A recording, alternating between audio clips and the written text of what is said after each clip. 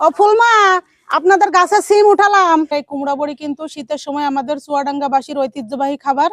ভাবি, ফ্রিজের মধ্যে দুটো ইলিশ মাছ ছিল, বড়ি দিয়ে সিম দিয়ে রান্না করতে হবে। আমি স্কুল থেকে এসে খাবো। বড়ি দিয়ে সিম দিয়ে রান্না করব? হ্যাঁ। আচ্ছা ঠিক আছে, তাহলে মাছ ওই জায়গায় রাখ।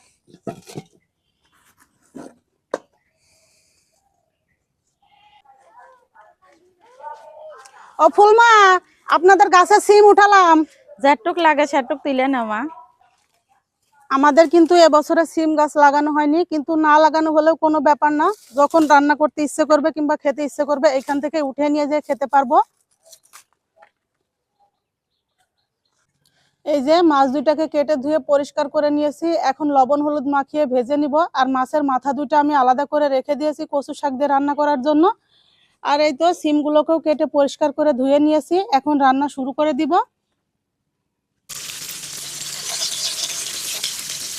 মাছ ভেজে উঠিয়ে নিয়েছি, এখন এই তো কুমড়া বড়িগুলোকে ভেজে নিব। আর এই কুমড়া বড়ি কিন্তু শীতের সময় আমাদের চুয়াডাঙ্গাবাসীর ঐতিহ্যবাহী খাবার।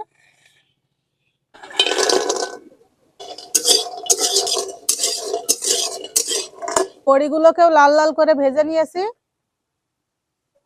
কড়াইয়ে পরিমাণ মতো তেল দিয়ে এখন কেটে রাখা পেঁয়াজ মরিচ দিয়ে দিলাম। লবণ, হলুদ, মরিচের গুঁড়া, ধনিয়া গুঁড়া, একসঙ্গে বেটে রাখা সরিষার পোস্ত, জিরার গুঁড়া। এখন মশলাটাকে খুব ভালো মতো কষিয়ে নিব। মশলা কষানো হয়ে গেছে, এখন সিমগুলোকেও দিয়ে দিলাম।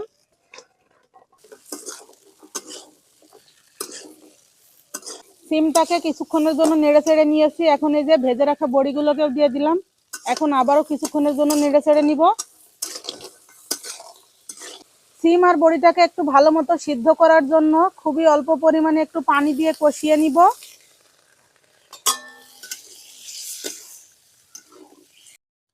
সিম আর বড়ি কষিয়ে নেওয়া হয়ে গেছে, এখন ঝোলের জন্য পানি দিয়ে দিলাম।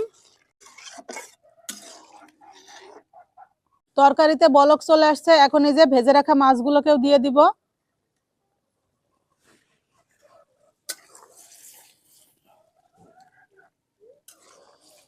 আমার রান্না শেষ, এই তো এখন নামিয়ে নিচ্ছি। ভাবি, স্কুল থেকে চলে আসি, ভাত বাড়েন। ভাত বাড়ছি, তুই ব্যাগ রেখে তারপরে হাত পা ধুয়ে আয় যা।